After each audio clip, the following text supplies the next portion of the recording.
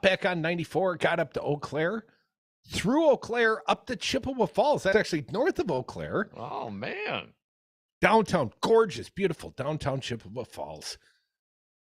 And I think we've got some office space picked out there as well. And then I'm like, very nice to meet you. I got to go. I got to go. Hopped in the car, barely pulled through a gas station and off on the road again, and came helicoptering in. Did you take the highway back this time, though, Crudy? Oh, yeah. Oh, yeah. 94. Fast. I drove with some alacrity. And you know, I pulled, I got to the exit for University Ave, and I'm from Middleton, so I usually hop all the way on and drive to the office, University Ave in Madison.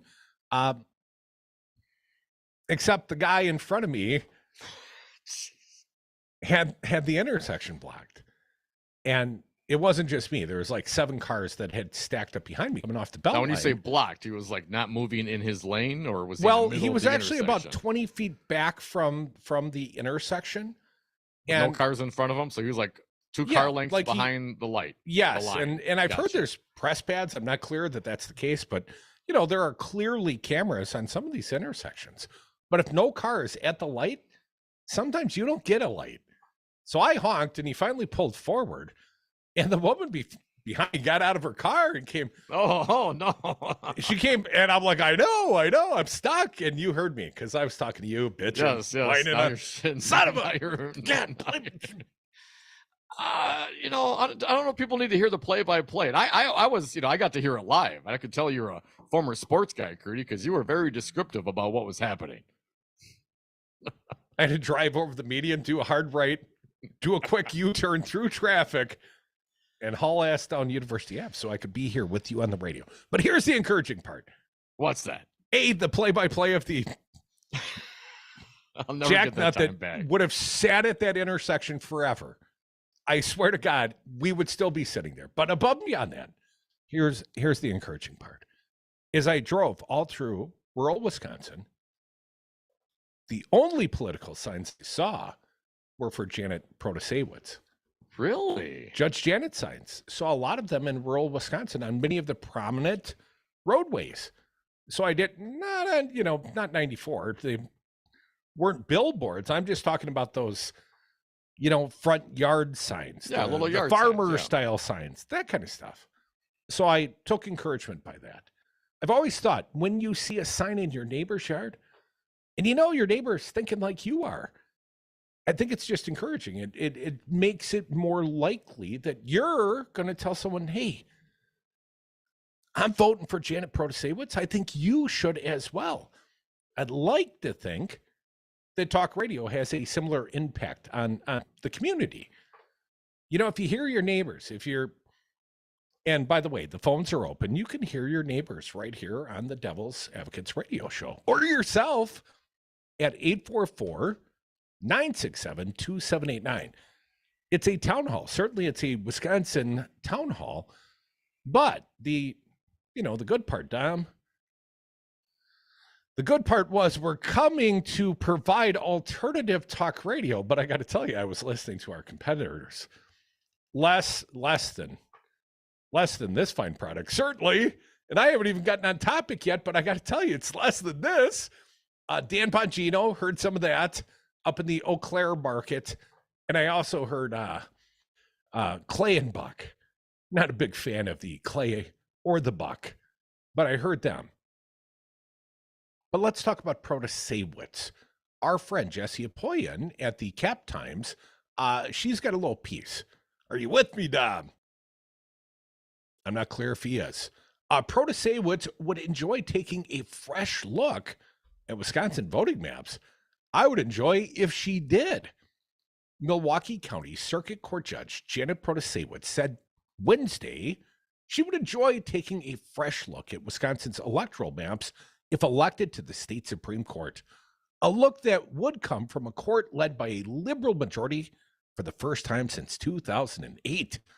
I would anticipate that I would enjoy taking a fresh look at the gerrymandering question, that's a quote from Protasewicz, on a recent episode of Wedge Issues, the Cap Times political podcast. Protasewicz's comments about redistricting aren't surprising, as she said at a January candidate forum that The state's maps are rigged, but they serve as an illustration of lines ostensibly nonpartisan candidates walk as judicial races become increasingly driven by partisan influences. In other words, she's starting to say the quiet part out loud, people. Here's more. The Milwaukee County judge made similar assertions on the latest episode of Wedge Issues, released Thursday, adding that she would not recuse herself from hearing a challenge to the maps, despite her comments on the campaign trail. I think anybody with any sense knows our maps are rigged, Protasewicz said. I'm amongst the most we have amongst the most gerrymandered maps in the entire country. I've told people, I don't think you can sell to any rational person that the maps are fair. If she's elected, Protasewicz said, and here's again a quote, I would anticipate that at some point we'll be looking at those maps, adding the state's intense and close statewide elections are not reflected in the dominant Republican majorities in the legislature. Protasewicz, a liberal and former state Supreme Court Justice Dan Kelly, and I always hate, Dom, that they call him that because he was a Wanker appointee, a Scott Walker appointee. He didn't actually earn his position on the court, and when he was placed upon the ballot statewide, he was defeated by 163,000 votes. That's why he's not incumbent state Supreme Court Justice Dan Kelly. By the way, Dom, he's the real conservative. They are. I've heard the ads. They're battling on April 4th for a seat on the state's high court, vacated by the retiring conservative Patience Rogensack. You got this, Dom, or you want him to keep going?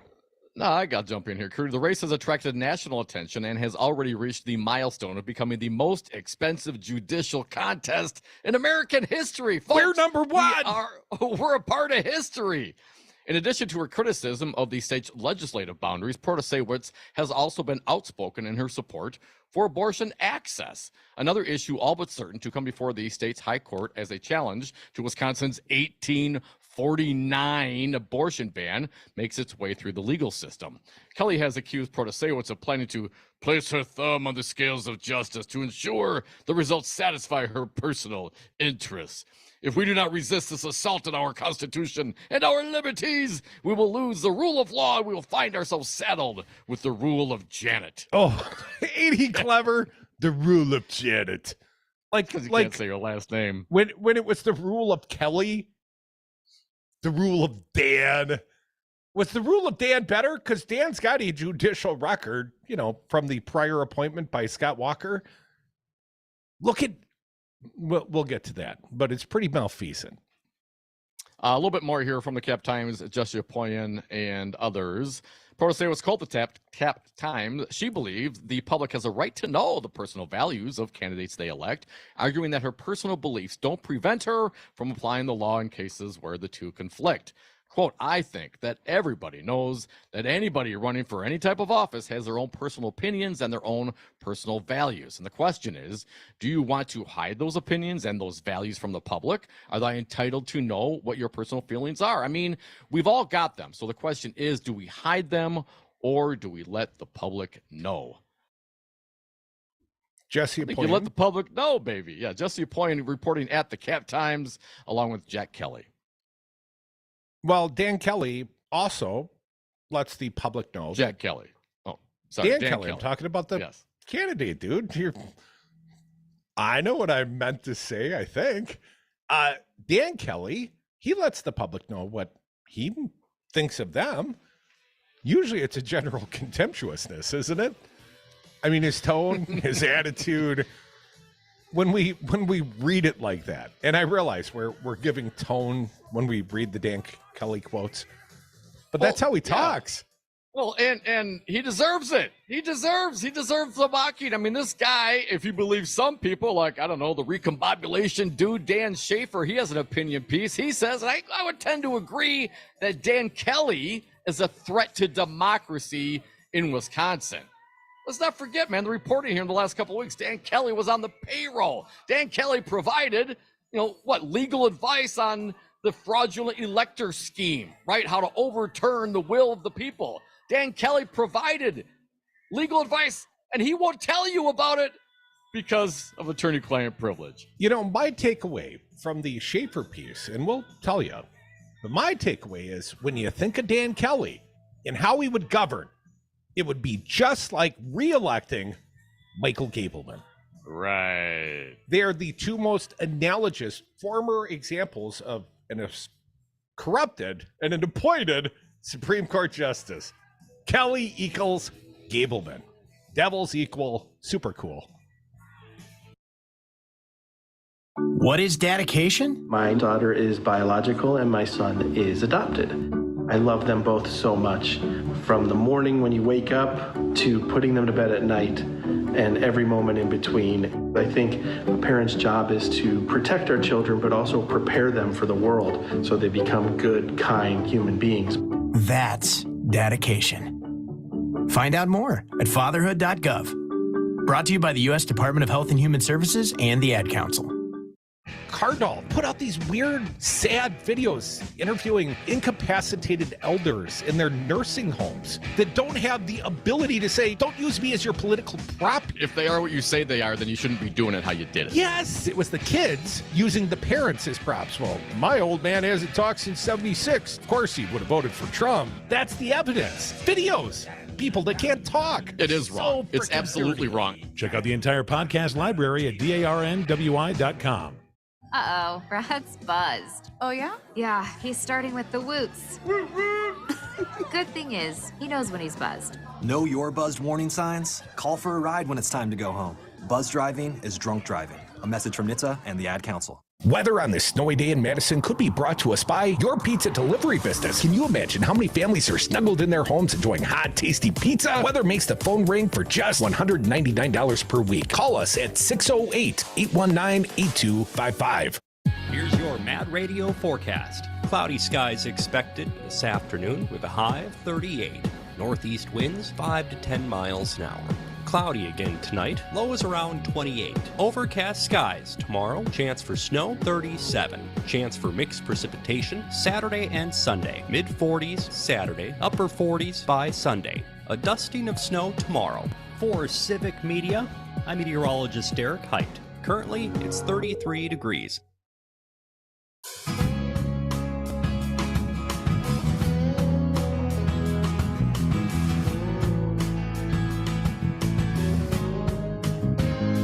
When they go low, we get high. The Devil's Advocates.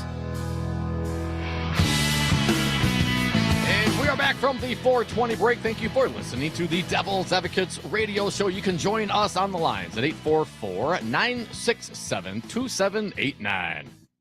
Dan Schaefer, he writes the Recombobulation Area blog down. And our friends down at WCPT 820 AM and Heartland Signal, they're our allies. We play out there evening times. Not live. They wish we played live. But anyways, they've got a piece down. You brought it to my attention. I'm going to let you steal Dan Schaefer's glory. What is this piece about? Well, Dan Kelly. Yeah, it is about Dan Kelly, and it is entitled opinion piece here from Dan Schaefer. Dan Kelly is a threat to democracy in Wisconsin. Now, Crudy, and it's a fairly long article, but I want to skip through part of it. But I want you to kind of remind people. You talked about this Hagedorn vote against the Trump campaign. You know, basically the last line in the sand here. We kept democracy by one vote, right? That was because of Hagedorn. It is. Hagedorn was the swing vote. It was a 4-3 vote, and there were 3 conservatives, including the soon-to-retire Patience Rogensack, that were willing to take up the theory. I often call it 171,000 absentee ballots. They wanted to set aside in Dane and Milwaukee counties. That's what the Trump team was asking for. 3 conservatives said, yeah, we're kosher with that. 3 liberals said, oh my God, they're trying to overturn democracy in the state of Wisconsin. And it was really only through the judicial independent of sorts, Brian Hagedorn. Remember, he's no independent. He was clearly a Republican partisan who was appointed, he did win election, but Hagedorn served as Walker's attorney. He's the guy that drafted Act 10, at least legislatively, my understanding. So when Dan Schaefer he quotes Hagedorn in his ruling that saved democracy in Wisconsin. I can give you that part. In those rulings, Justice Brian Hagedorn, again, those were the December of 2020, after Joe Biden had won the state of Wisconsin by about 21,000 votes. And our friend Maggie Dawn often comes on the air. She was the one sitting across from Jim Trupis and the Trump legal team as they battled and challenged vote by vote by vote. And they were trying to make the local elections officials default on the legal timelines of certifying the outcome of the election. And I think in no small part, Maggie Dawn saw through it, jammed it through, wouldn't accept that, and pushed any ballot challenges through in a timely fashion so that the state of Wisconsin could certify their ballots.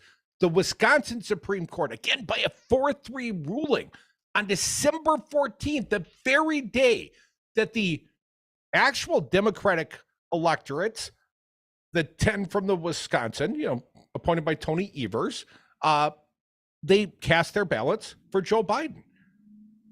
But there were also 10 false, fraudulent Trump electors, and they apparently were being advised by Dan Kelly, the former Wisconsin Supreme Court Justice. The guy that wants to be a Wisconsin Supreme Court Justice once again. So in the Wisconsin Voter Alliance case, as it's sometimes called, here's how Hagedorn laid it out.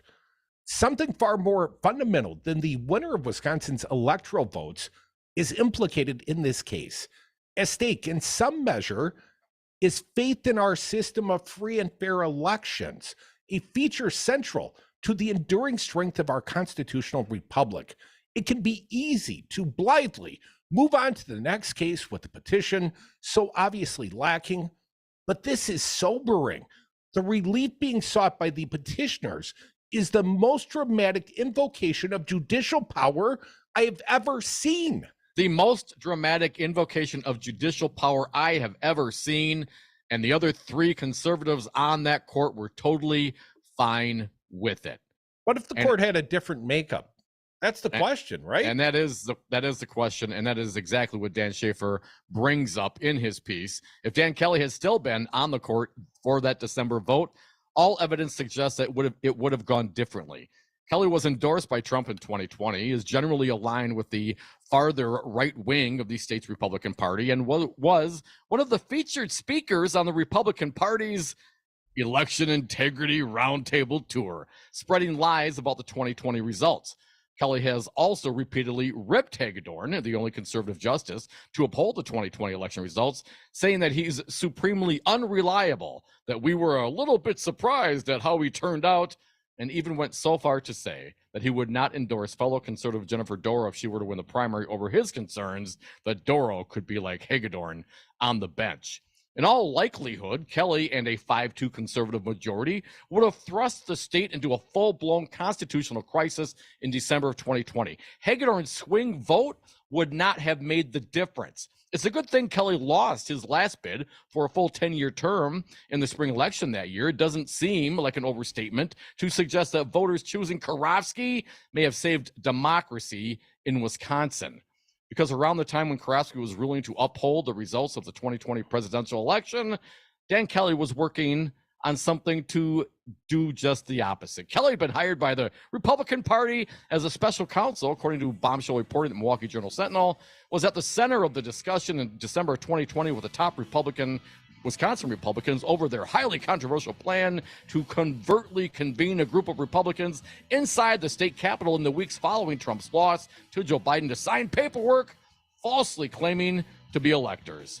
That report quotes a deposition to the January 6th committee from former Republican Party Chairman Andrew Hitt, one of the state's 10 false electors, where he said he had extensive conversations with Kelly about the fake electors plot. Now, Kelly said recently, it was like a 30-minute conversation, but Hitt testified that he had extensive conversations. Well, they paid him, $9,000? It's a lot of jing for a 30-minute phone call down. Well, let's not forget the RNC, the National Party, paid him over $100,000. Well, who's counting? Nah, I mean, but he should be on the court, right? Well, we'd have President Trump right now. If Dan Kelly had his way. Well, right. I mean, this is the real deal, folks. These things matter. Come back with us. Devil's Advocates. Always matters that you listen and call 844-967-2789. That's a lot of nuts! On air at 92.7 megahertz frequency modulation and streaming worldwide on the Civic Media app. This is Mad Radio 92.7 WMDX. Your hometown radio, refreshed. Keeping you informed, entertained, and connected on the Civic Media Network. civicmedia.us. ABC News, I'm Dave Packer. Former President Trump can be sued in cases related to the January 6th attack on the Capitol. The Justice Department making that announcement, saying Trump is not entitled to immunity from civil lawsuits. ABC's Elizabeth Schulze has more. The Department of Justice making the point to say that normally there is this executive privilege that would shield presidents, former presidents, from lawsuits, but the allegations in these lawsuits against Trump for inciting violence on January 6th amount to a rare exception, they say. A House subcommittee has been approved to probe misconduct allegations of New York GOP Congressman George Santos. In Pennsylvania, the suspect charged with checking a bag with an explosive device at Lehigh Valley International Airport made his first court appearance today. A judge ordered Mark Muffley to remain in FBI custody. In South Carolina, the jury in the murder trial of Alec Murdaugh has started deliberations. The disgraced attorney is accused of killing his wife and son in 2021. This is ABC News. Your official home of Under the Helmet with the Gravedigger, featuring Packers legend Gilbert Brown and Earl Ingram. Saturdays and Sundays at 1 on Mad Radio 92.7 WMDX.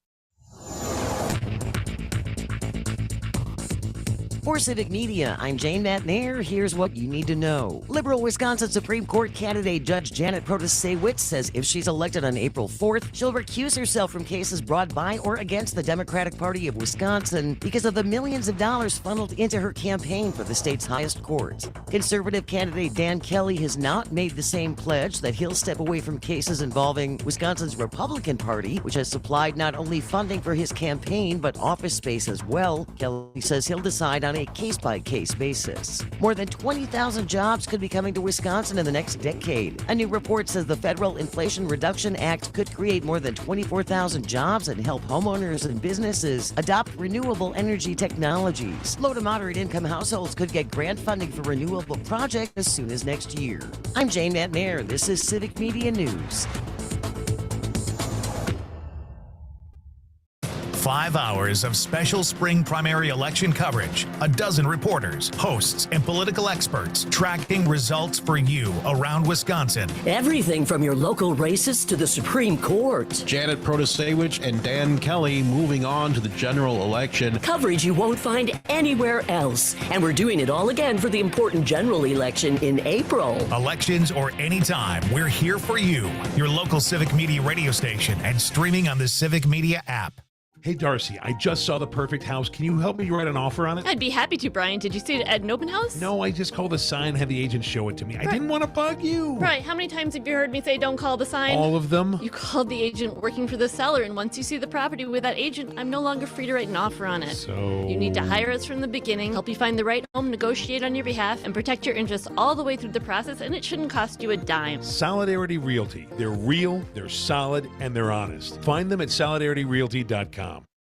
10 years ago, we opened with a single location. We had one glassblower, that's me, and a full display of artistically created glass pipes and products. Today, you've helped us grow to 3 successful locations. Ignite Glass and Gifts thanks you for your continued support. We'll be here as long as you need us. Madison's favorite for glass gifts and bait. Ignite Glass and Gifts, Monona Drive, Williamson Street, and Odana Road. One solid decade. Man, does that feel good.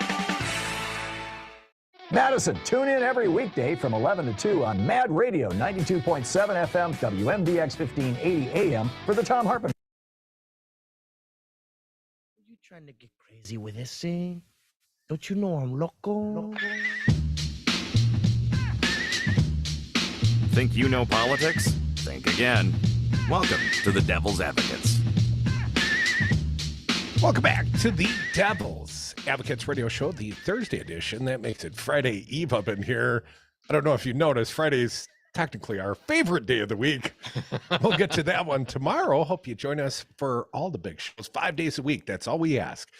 But Dom, we got a caller, and we'll start there at 844-967-2789 because we like audience participation, especially when it's someone we know, like Andrew from Detroit Rock City. How you doing, Andrew?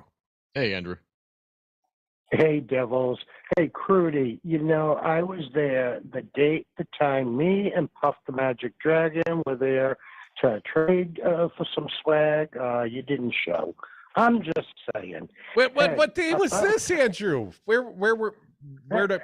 You know the date and time. You know, I'm trying to keep everything over here. So. Crudy no show. Come on, man. Or maybe I was there, Andrew, and I can't talk about it on the radio. You got political thoughts, though, that we can talk about on the radio. And maybe I was there and I don't remember what happened, but that's all right too. I think Wisconsin is going to be very smart and vote for Judge Janet. But just remember, we have just Jack Smith out there hunting down these people with the fake electors and this and that. So, you know, even if he does get elected, which he won't, he's got to worry about Jack Smith. So, you know, guys, don't worry, calm down and just Jack. You know, I would love to have your confidence, Andrew, that Jack Smith, the special counsel, the guy heading up the January 6th investigation for the Department of Justice, was going to do something about the fake electors. And I certainly think that was a criminal scheme. That was the paperwork coup. That was, you know, the less violent version of the coup. But I certainly think it was every bit as damaging, every bit as premeditated, and if executed properly, would have changed the outcome, the will of the election, and the will of the American people, Andrew. Yeah, it may not have the violent part of it, but it was certainly an important part of the conspiracy, Andrew. And unfortunately, unlike your attorney general, Dana, what's that, Andrew? He was committing a fraud on the people of Wisconsin. But our state AG, people of Michigan. Well, the difference between our two respective attorney generals, and they're both Democrats, and I like them both. They both appeared on this show, Andrew. But Dana Nessel, your attorney general from Michigan, is making this a state level issue. She's not waiting for Jack Smith in the Department of Justice because we've waited too long, Andrew. You know, it's been 2 years plus since this was perpetrated, this coup attempt. I mean, hell, they tried it in Brazil. They were taking people to prison like the next day. Why is it taking 2 years and we don't have a single meaningful indictment of those, the leaders, the inciters, not just the violent insurrectionists? I'm sorry, I'll let you talk now. How about going after him civilly? If we can't go after him criminally, how about we go after him civilly? And the same thing with Johnson over there, Ron the Jerk Johnson, you know? Well, go after him civilly. Ron doesn't have any legal culpability, I wouldn't think. But, Dom, there was a big update on the civil side and the ability to sue the former president for his incitement. Now, Trump has been asking the Department of Justice, the Biden Department of Justice, to give him sort of an immunity shield. And my understanding is he wants this because he claims he was acting in his role as the president of the United States. But of course, the judge, and I know you've got this down, but the judge said no. Much like prior rulings, if you incite violence and violence ensues, you've lost the right to claim a First Amendment sort of a free speech defense. And apparently that opens the former president up to civil lawsuit, does it not, Dom? It certainly does, Crudy. A couple of stories on this, kind of a big deal. Sarah Burris is the one I'm quoting here at the Raw story. Former President Trump is claiming absolute immunity from any accountability for the speech he made at the Ellipse on January 6th, in which he called on the crowd to march to the Capitol. The House Select Committee investigating the January 6th attack on Congress and the attempt to overthrow the 2020 election called witnesses that revealed Trump knew that his supporters were armed and told the Secret Service to remove the metal detectors because they weren't there to hurt him. Trump even made the call to the Secret Service from the podium to let people in, regardless of what they were carrying. I remember, I was watching this live. I couldn't believe what he was saying. Oh, let him in. All my people in the back. Let him in. Let him in.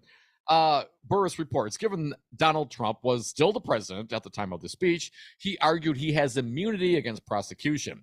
In a new filing, the Justice Department, however, is arguing in new court documents that it isn't the case. A quote from the filing, Nixon v. Fitzgerald establishes a rule of absolute immunity for the president's official acts. It is not a rule of absolute immunity for the president regardless of the nature of his acts. Here, the district court concluded that plaintiffs' complaints plausibly allege that Trump's speech at the rally on January 6th precipitated the ensuing attack on the Capitol, and in particular, that the complaints plausibly allege that the former president's speech encouraged imminent private violent action and was likely to produce such action. The filing continues. The United States expresses no view on that conclusion or on the truth of the allegations in plaintiffs' complaints, but the United States' view, such incitement of imminent private violence would not be within the outer perimeter of the office of the President of the United States. The court filing them makes it clear that they reject the idea, and Trump is covered under the absolute immunity speech. In this court, President Trump has not challenged the district court's conclusion, reiterated by plaintiffs on appeal, that the complaints plausibly allege that his speech instigated the attack on the Capitol. Instead, his briefs only advance a single categorical argument. A president is always immune from any civil suits based on a speech on matters of public concern, even if that speech also constitutes incitement to imminent private violence, the court filing says. It goes on to make this kicker, as Sarah Burris concludes. The United States respectfully submits that the court should reject that categorical argument. And because that is the only argument the former president has pressed on appeal, the court could affirm the district court's order on that narrow ground without attempting to comprehensively define the boundaries of the president's immunity for his speech on matters of public concern, including when and how to draw a line between the president's official and electoral speech. So the way they filed it may actually bode poorly for Donald Trump as well. 844-967-2789. Andrew from D-Town, our most recent caller, he was referencing Dan Kelly. And Dan Kelly, we've learned from recent reporting, and Dan Schaefer's piece in part brings to light Dan Kelly's representation during this coup attempt, this procedural coup that was being perpetrated in part in the state of Wisconsin. And it happened on December 14th. And we know who the criminals are, I allege criminals, because they signed their name as false Trump electors. But they were also given legal advice, not just by Rudy Giuliani, but also apparently by attorney Dan Kelly, now Supreme Court candidate Dan Kelly. And Dan Kelly, you know, because he doesn't really want to acknowledge what sort of work he did for either the RNC or the Wisconsin Republican Party. Well, what's his claim? Attorney-client privilege, right? That's the only claim he could really use to shield that, except in that if you're perpetrating a crime, if the advice that you are giving is a crime, well, there's a fraud crime exception. My understanding, Dom, I'm no lawyer, but we've had enough of them on the air to discuss things like, fraud crime exceptions that I would think that Dan Kelly would fall in that hole. So effectively, I don't think Kelly can shield what advice he gave to these fraudulent Trump electors here in the state of Wisconsin, which Crudy would allege, barstool lawyer that I am, I would allege they're criminal and they should be charged criminally. And I wish the you're right, but the attorney general of the state of Wisconsin will get off his ass and do something about it, because they broke state law. And if Jack Kelly also indicts, he can indict them under federal crimes. But they committed crimes in the Wisconsin state capitol right up that road from me, and they should be charged under Wisconsin law, And Dana Nessel, my understanding, the Attorney General of Michigan, she's pursuing the fraudulent Trump electors in Michigan. Why aren't you, Josh Call? That's a great question, Crudy. I would love to see our AG get involved in this. I mean, this guy's, come on, man. The guy's running for Wisconsin Supreme Court. I mean, and he was involved. He was providing legal paid services to those that were perpetrating the crime.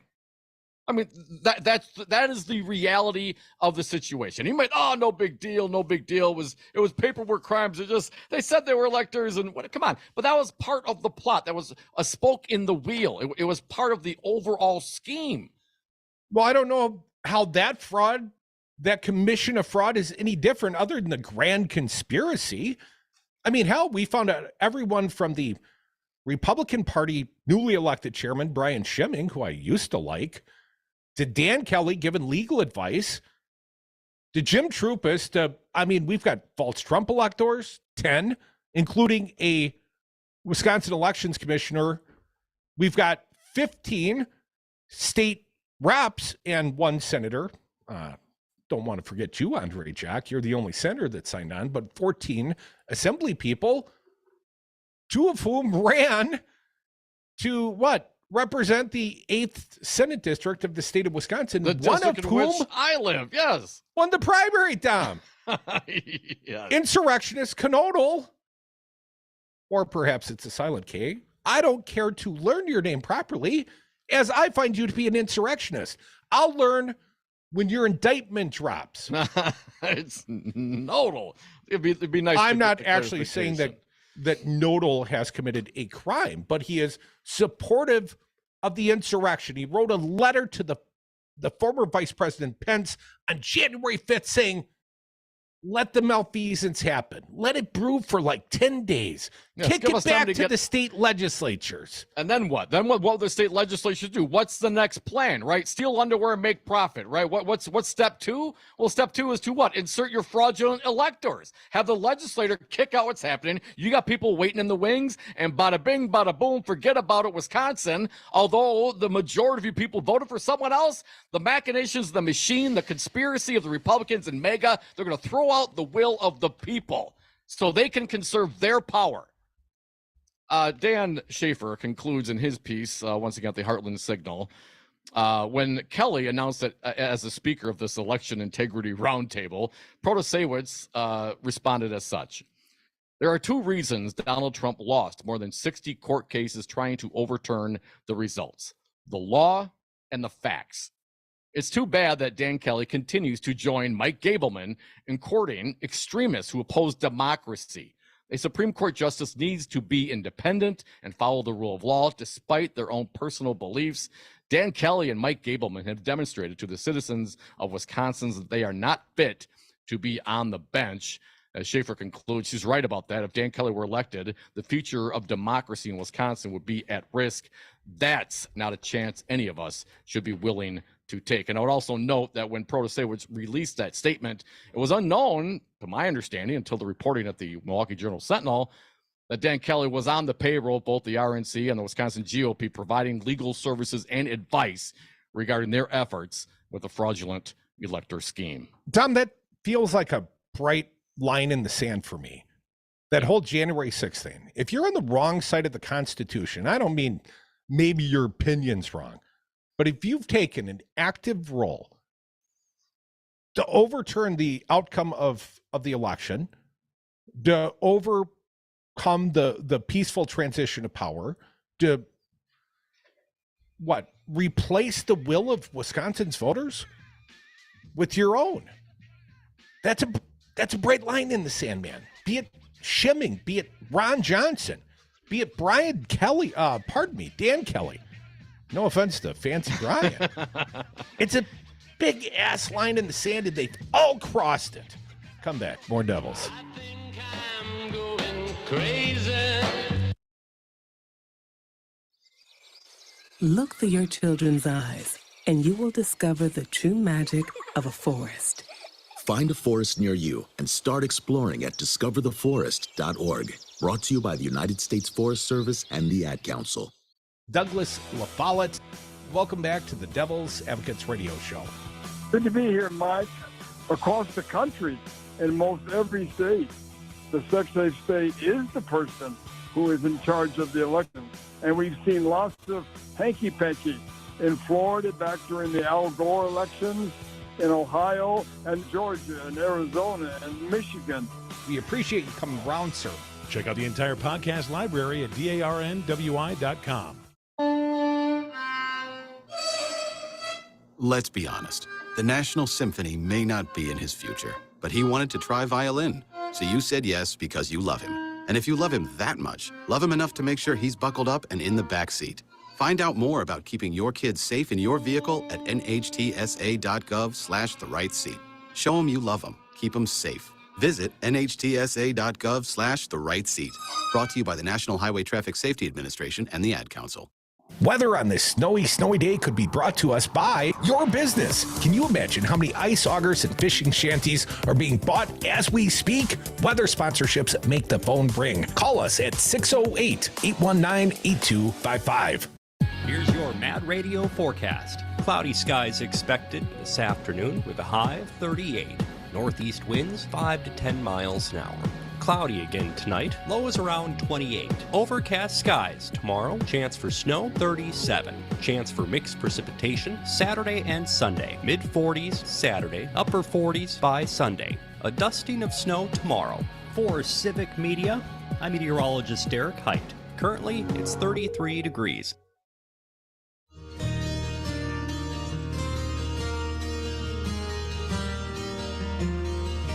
The Devil's Advocates.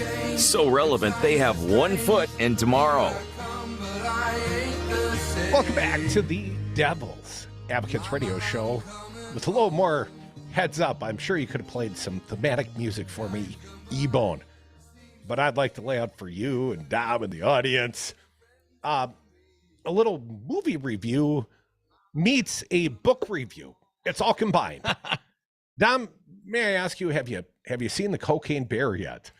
I haven't seen it yet. Doesn't it look intriguing? I saw the advertisements. I've been following them on Twitter since the first advertisement came out because it's absolutely my kind of terrible, awesome movie. Cocaine so yes, Bear. I'm very aware of Cocaine Bear. If you're unaware, there's a movie in the theaters, almost number one in the box office last weekend, number two, I believe, Cocaine Bear. And then there's this new book that just dropped, The Courage to Be Free by Ron DeSantis. And in case you're unaware, we're going to review both of them through the words of Alexandria Petri. I'm going to share this from the Washington Post, Dom. I think it's important. If I can do so, I'm going to jump right in. So what's the plot, Dom? Cocaine Bear. A bear does cocaine, and a group of people have to fight that bear. And the courage to be free, God only knows. Here are some of the chapter titles to give you an idea of the reading experience. The Magic Kingdom of Woke Corporatism. The Liberal Elite's Praetorian Guard. Power in a post-constitutional order. What does that mean? After a few stories about Little League, Ron DeSantis' time at Yale, meeting his future wife and his years in Congress, any glimmer of human through line vanishes. DeSantis is elected governor and tells his last humanizing anecdote, a confusing story about having obtained bottles of water from the Sea of Galilee with, apparently wanting to baptize the kids, Dom, then having thrown them away by the cleaning staff at the governor's mansion, then being sent some more, water from the Sea of Galilee, which he kept on his desk until it was time to baptize his third child. And as Petri writes, this story makes Ted Cruz's anecdote about buying his wife 100 unwanted cans of soup as a post-wedding gift seem almost relatable. What? But odd and off-putting as the anecdote is, and the dozens of pages that follow, you begin to long for anything resembling it, anything that would indicate the book was written by a human being. Instead, you get sentences like, in Florida, we recognize the implications of the ESG movement in both policy and constitutional accountability by prohibiting the state's pension fund managers from using ESG criteria when making investment decisions.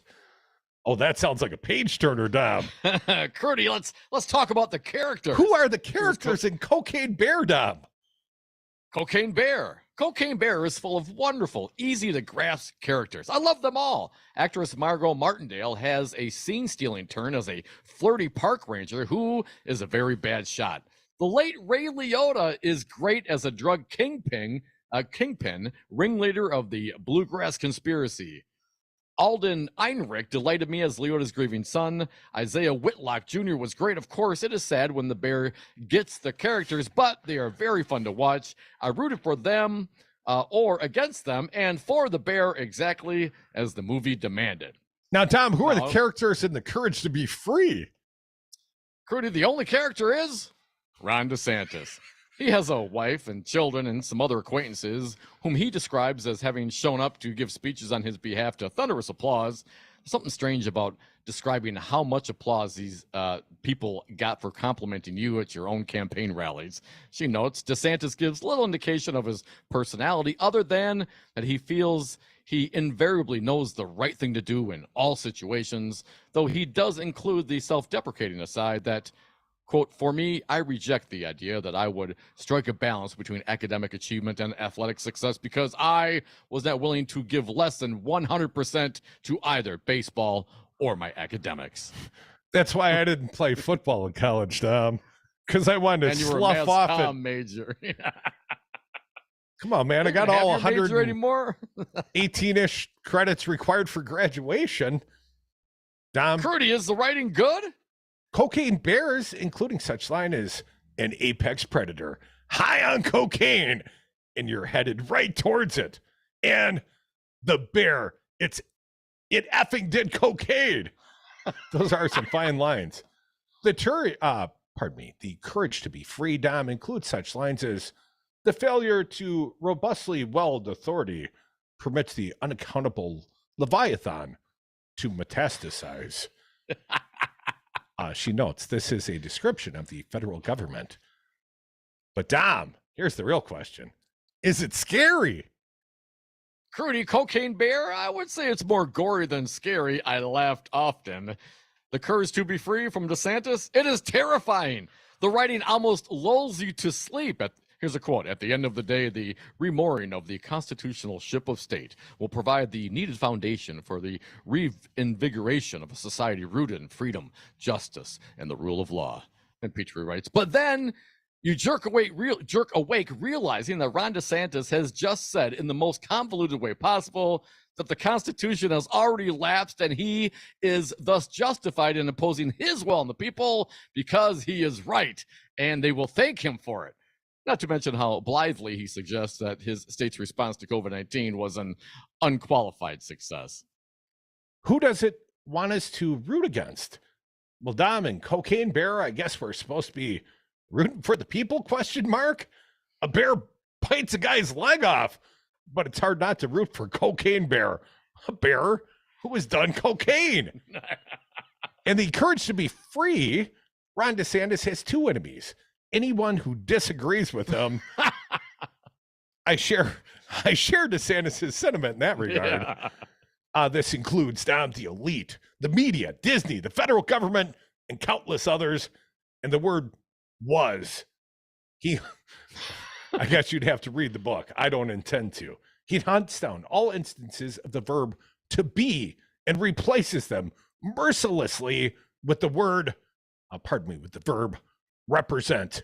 Yale represented such a serious cultural shock for me. The people there represented the salt of the earth.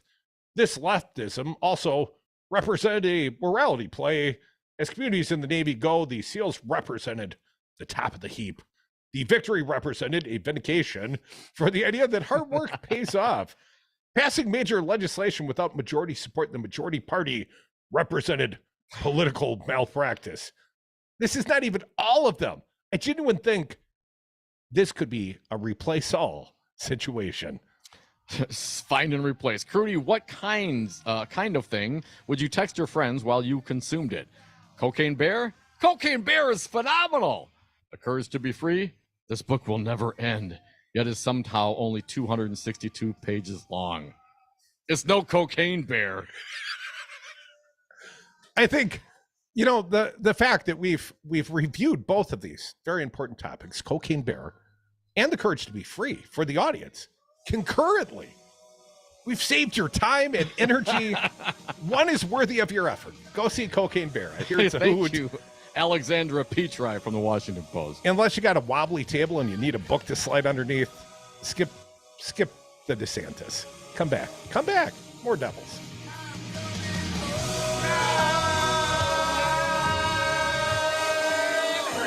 Cocaine's a hell of a drug. Heat, power, and water are things people cannot take for granted. The elderly, disabled, the veterans. With record increases in basic costs of living, people are struggling to keep these services on and their bills paid. If you are in danger of losing heat, power, or water, call 1-800-506-5596 or apply online at heat.help. You may not ask for it, but the Keep Wisconsin Warm Cool Fund and your local energy assistance providers are here to help. Do you love getting rewards when you shop? Then shop Knucklehead CBD and vapes with the Knuckleheads Club. Every $10 spent gets you closer to 25% off. No matter what you buy, make sure you buy Knuckleheads. Stop in Saturday and Sunday and get 15% off Wellness and Wellness Plus, including Delta 8, THCP, CBD, and more, while getting points towards your next purchase. Knucklehead CBD and Vapes, your one-stop smoke shop, located at 520 State Street in Madison. No matter what you buy, make sure you buy Knucklehead. You're listening to Mad Radio, WMDX 1580 AM Columbus, W224EG Madison, and always streaming on the Civic Media app. ABC News, I'm Dave Packer. In South Carolina, jurors in the double murder trial of Alec Murdaugh started deliberations this afternoon. The disgraced attorney is accused of killing his wife and son in 2021. GOP Congressman George Santos says he'll fully cooperate with the House ethics probe. ABC's Andy Field has more. After months of accusations, the House Ethics Committee is launching a formal investigation into New York Congressman George Santos. New York and federal investigators already looking into a variety of election irregularity claims, his own constituents demanding he resign for lying about his job and educational background. House Committee will look into a number of accusations, including claims of sexual misconduct toward a congressional job seeker. Tennessee's governor has signed a law that severely limits drag show performances. It's the first state to enact such a law. On Wall Street, stocks soared after a Fed board member signaled a smaller interest rate hike is likely next month as the board tries to tame inflation. This is ABC News. Applications for unemployment benefits fell for a third straight week. 190,000 Americans filed first-time jobless claims, 2,000 fewer than the previous week. One university warning its students against overdependence on artificial intelligence. Between attending classes in Baton Rouge and representing LSU in gymnastics competitions, Olivia Dunn has amassed 7 million followers on TikTok. In a video posted over the weekend, she appears to use Cactus AI to write an essay for her. LSU instructor Lori Favela is telling her students, I still want them to write their own papers. I want them to do their own work. but she admits the genie is out of the bottle. I'm looking at ways to, utilize the technology to help them. LSU warns that students who use AI to cheat on assignments could face discipline. Jim Ryan, ABC News. Tesla has officially opened some of its charging stations to everyone, allowing non-Tesla owners to charge their electric vehicles. Drivers can pay per charge or get a monthly membership at a discount. Dave Packer, ABC News. Continue the conversation online. Find and follow Civic Media on Facebook and on Twitter.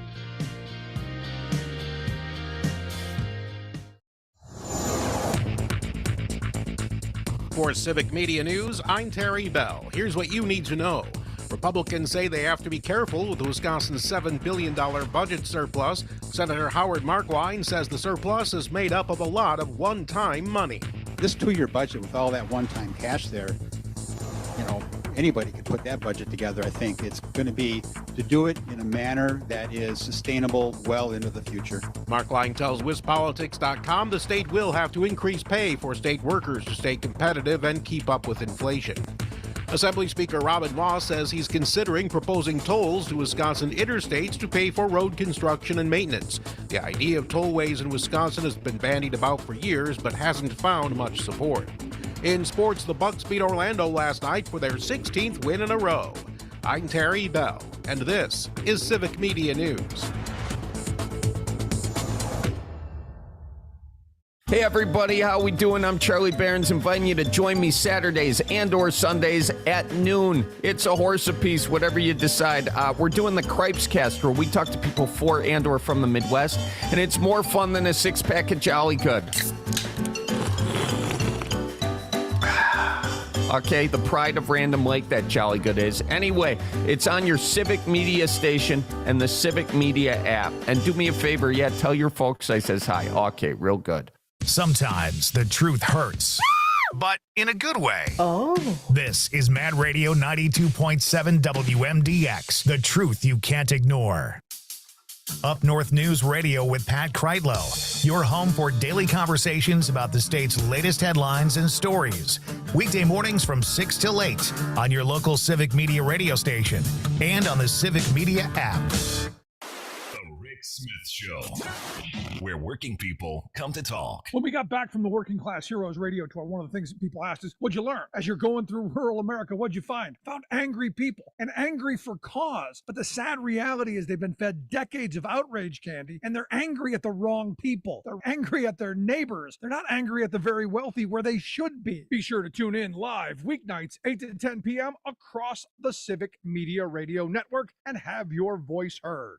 Max Inc. Radio with Dennis Graham from Rockonson. Appreciate all the support of Mad Radio 92.7. And by the way, a tip of the hat to Civic Media. That was a great article in the Cap Times by Paul Panlin. You guys got a great model that you're growing around the state, local interest with radio stations throughout these different markets. And a tip of the hat, and you're focusing on local music and nobody's doing it. So great job. Listen to Max Inc. Radio Saturday night, 6 to midnight on the Civic Media Radio Network. I'm looking at the phone lines. I'm seeing some familiar faces. What's in mind, Gina Vauclair? Well, welcome back, Matt. I really missed you. We've been missing getting woke every morning, but now we'll get woke in the afternoon. What's in mind, Andrew of Detroit? Professor, it's so nice you're back. We missed you during your vacation, and I'm very happy to be in your class for the semester. Thanks a lot for calling in. I appreciate all my callers. Tune in to Matt Flynn Direct, Monday through Friday, 3 to 4 p.m. Being a father is an honor, a challenge, a duty, a celebration, and a testimony. I want to be legendary for you because I found everything to live for. That's dedication. Visit fatherhood.gov to hear more. Brought to you by the U.S. Department of Health and Human Services and the Ad Council. Mad Radio 92.7 WMDX programming is produced live in the Solidarity Realty Studios. Warning, you are about to listen to the greatest radio show ever. And due to contractual obligations and to shield our airwaves and corporate licensees from any semblance of liability, responsibility, and gullibility, we must tell you the views represented on this show are not necessarily those of this station or its management. This radio show contains differing points of view on current political topics, and due to the nature of its contents, it should be heard by everyone. Thank you for listening. 3, 2, 1. Now live from the Devil Radio Studios in Madison, Wisconsin, where the political party is just beginning. Welcome to the Devil's Advocate Show. Friends proving it's never personal, only politics. Please allow me to introduce myself. Here is your host, Mike Crute. Welcome to the Devil's Advocates Radio Show, the Thursday edition. Dominic, I think we declare it a town hall up in here, a happier happy hour town hall edition. Let's make it happen. Free beer here. 844-967-2789. Says the man who never leaves the beer cooler in the broadcast bunker. You don't even drink beer, man. You got tequila up under the desk in there. I drink beer when I'm not drinking. I am relatively sober for this fair today, as I've been on the roads all day. You've been working, right. Town Hall, if you want to join, be a part of this Thursday Town Hall, a now official thing, because I've declared it. 844-967-2789. I'm going to do it again, because earlier today I was driving through Western Wisconsin. I was listening to the Todd Alba's show. And it was actually, they had this sort of parallel thing going on. It was kind of clever. Someone called in with the song, and, one song led to another. You're talking about other shows now, right? Is that one of your things? Yeah. Okay. When I do it, it's okay. Oh, okay. Yeah. Okay, Ron DeSantis. I'm actually telling you my personal experience with that show. I wanted to call in to another fine program. I was moved. I was engaged. I think people appreciate when you slow down and you give them the number slowly, because I wasn't quick enough to hear it. And I missed it a couple of times. And I'm like, damn it, slow down and give me the number, Todd. Well, I'm going to slow down for you because it's a different number than Todd gives you in the morning. 844-967-2789.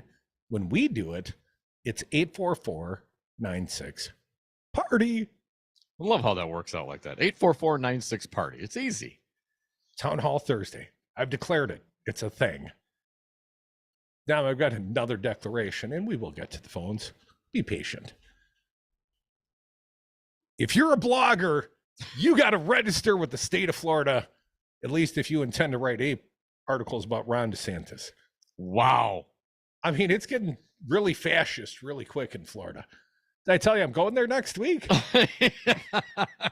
Are you going to blog? You're going to write something about DeSantis? Oh, absolutely. Are you going to register with the state? Oh, absolutely not.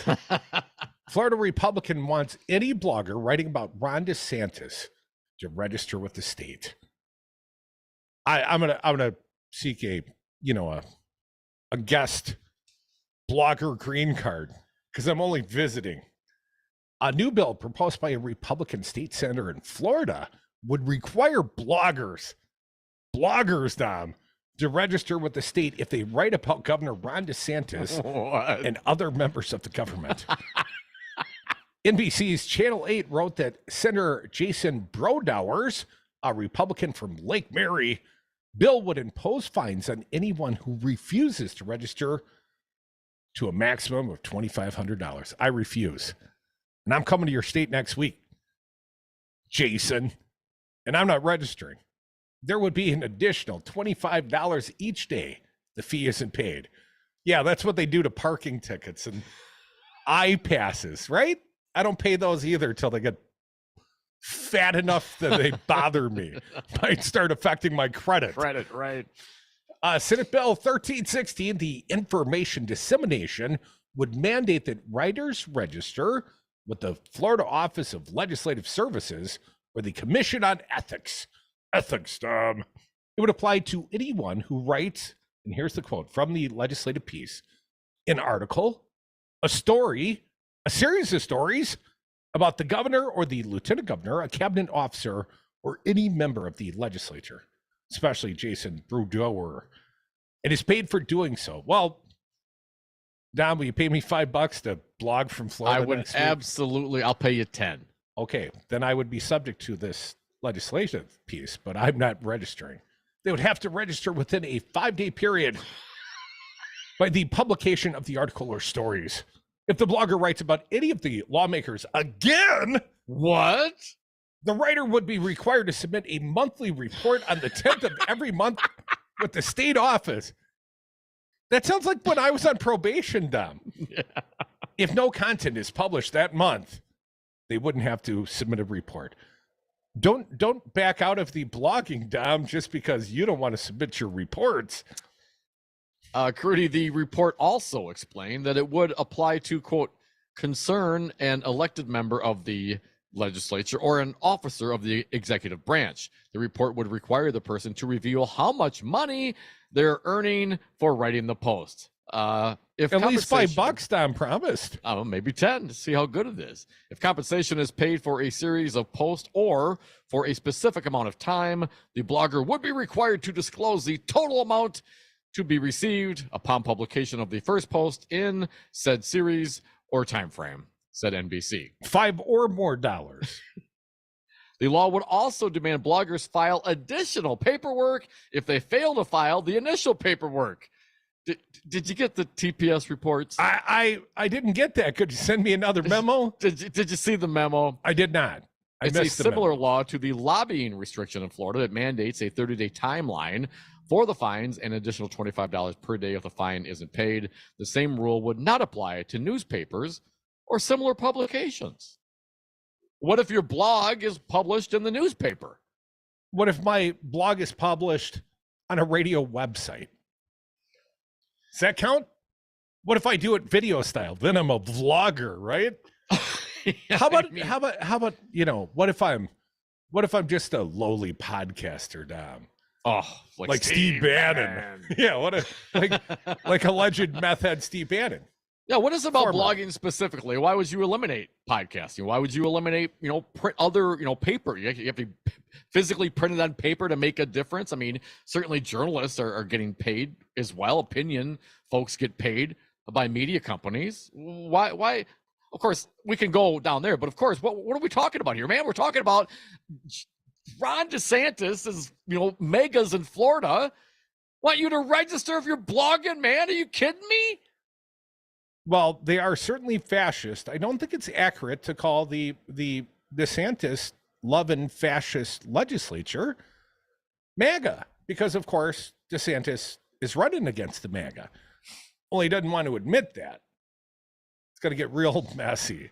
Oh, well, what would we call, I mean, this guy, what's his name? Brodeur? Jason Brodeur, a Republican from Lake Mary, Florida. He's a state senator. I mean, what do we just call him fascist? We call him something else? I mean, under what? I mean, really, you this is what your thought is. What, someone wrote something mean about you, and now you're going to get all mad about it and try to, what, unconstitutionally suppress everyone's right to speech? What if it's on Facebook? What if I just make mean posts on Facebook about the governor? Dom, you know, here's the good news. I'm not really a detail guy. You know, occasionally I like to round numbers. Don't really like to dig down for the math or the detail. Well, the good news is this legislative piece allows you to round your compensation to the nearest $10. So I'm rounding her up to 10, fella, because 5 rounds up, right? $10. 5 rounds up. I'm gonna, $10. $10 it is. I'm disclosing my compensation for my time. Do I get editorial discretion as the funder of said blog person? I mean, I you know, there's got to be, I'd have some control over that, right? I'm paying. Dominic, should the bill pass, it would take effect immediately upon approval. So that could happen while I'm in Florida, theoretically. Good luck with that. Can you imagine the kind of pissing match I'd get in with the state of Florida? You know, we're going to have to go down there and start creating some mischief. The journalists probably play nice down there. They don't understand how you deal with the fascist. Maybe you got to get arrested. Then we haul Jeff Scott Olson down to Florida. We start suing some people, right? Because that's what it will take. It will take suing these unconstitutional measures and the governor. I mean, how can he think that this is representative of the American people and what they want in leadership? Or that it's even constitutional. Well, I mean, whether or not American people want this or not, and there might be a lot of friends of this state senator Jason Brodeur who are down with this, but that doesn't make it constitutional. It doesn't make it right. But dude, he's been going item by item. DeSantis, he's laying out this presidential resume, things like taking on Disney, you know, the woke corporation. He's dropped his book, and he's got his legislative partners. What does that? I mean, what does that mean to you, Crudy? I mean, when I hear someone like DeSantis, taking on Disney and the wokeness, what? So what? What does that mean? I mean, what are the practical implications for your fellow citizens in Florida? And if you're using that as a justification to run for president, how's that going to help me in Milwaukee, Wisconsin, DeSantis? Well, it's not going to help you. And in fact, the people in the state of Florida, my understanding, are going to be penalized because Disney had a large tax burden because they were a self-governing authority, and now much of that burden will fall upon other taxpayers. There could actually be repercussions, and we talked about the fact that, you know, Ron DeSantis, the schools in Florida pretty much suck. You know, they're hardly a but shining fourth grade example. tests are great because they hold back the third graders. But don't ask them in 8th grade because they suck by then. You know, so the crazy part to me is the thought of this Harvard-educated Yale lawyer that this is what appeals to the American people. And of course, we've seen some of this appeal to the American people in the persona of Donald Trump. But Trump had The Apprentice. Trump was charismatic. Trump had steaks and vodka and Trump University. I mean, he branded many, many things. Well, it's not just Trump. It's not just DeSantis. It's also the state legislature here in the state of Wisconsin. They're in the state of Florida. If you blog, they want the force of government to come in and let you know how much you make, force you to disclose. I mean, really, this is in Wisconsin. They want that. I haven't seen in that. Florida, this is what they. In Florida, this is what they want.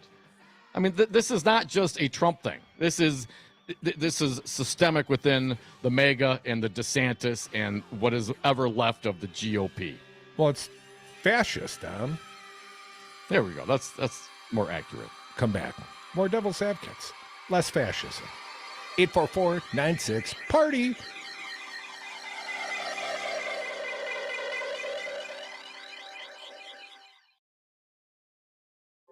The possibility of lung cancer can be pretty scary, especially if you're one of approximately 8 million current or former smokers at high risk. That's why SaveByTheScan.org wants you to know that now there's a breakthrough low-dose CT scan that can detect lung cancer early, and it only takes 60 seconds. You stop smoking, now start screening. For an easy quiz to see if you're eligible, visit SaveByTheScan.org. It could save your life.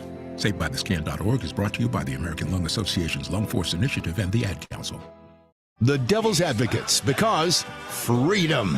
But Dom, we've been following a couple of big stories this week. Truck convoy leader has no idea where he is and is driving in circles around I-495. He didn't know precisely where he was going anyways or where he was at the time. Apparently, he put the convoy back on the road, headed back up north, and he's back in Scranton. So I totally would have protested this tyranny, but damn, the traffic was so bad. Follow the Devil's Advocates on Facebook and Twitter. Plenty of people start something great in their 40s and 50s. Getting your retirement savings on track is no different. Go to aceyourretirement.org, and in 3 minutes, you'll get personalized tips to help boost your retirement savings. That's aceyourretirement.org. A message from AARP and the Ad Council. Weather on this snowy day in Madison could be brought to us by your pizza delivery business. Can you imagine how many families are snuggled in their homes enjoying hot, tasty pizza? Weather makes the phone ring for just $199 per week. Call us at 608-819-8255. Here's your Mad Radio forecast. Cloudy skies expected this afternoon with a high of 38. Northeast winds 5 to 10 miles an hour. Cloudy again tonight, low is around 28. Overcast skies tomorrow, chance for snow 37. Chance for mixed precipitation Saturday and Sunday. Mid-40s Saturday, upper 40s by Sunday. A dusting of snow tomorrow. For Civic Media, I'm meteorologist Derek Height. Currently, it's 33 degrees.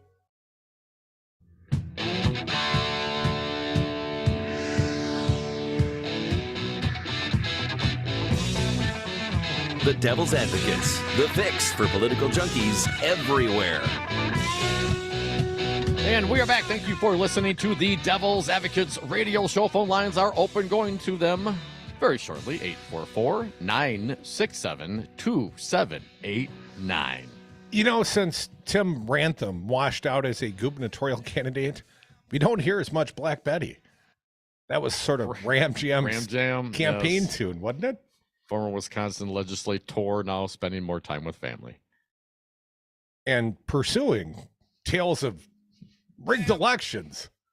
Dom, CPAC going on this week. It looked pretty sparse. Not the party it once was.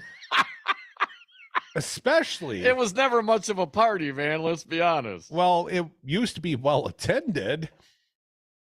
But Ted Cruz took the stage today and it was quite sparse. The annual far-right conference, CPAC, is being described as a ghost town. Wah, wah, wah. According to some photos of the conference space, C-SPAN has been airing some of the panel discussions while showing crowd shots of the empty seats. Reporters at the event have taken photos of not only the empty chairs, but the people who are on hand to watch the speeches are almost entirely elderly and white.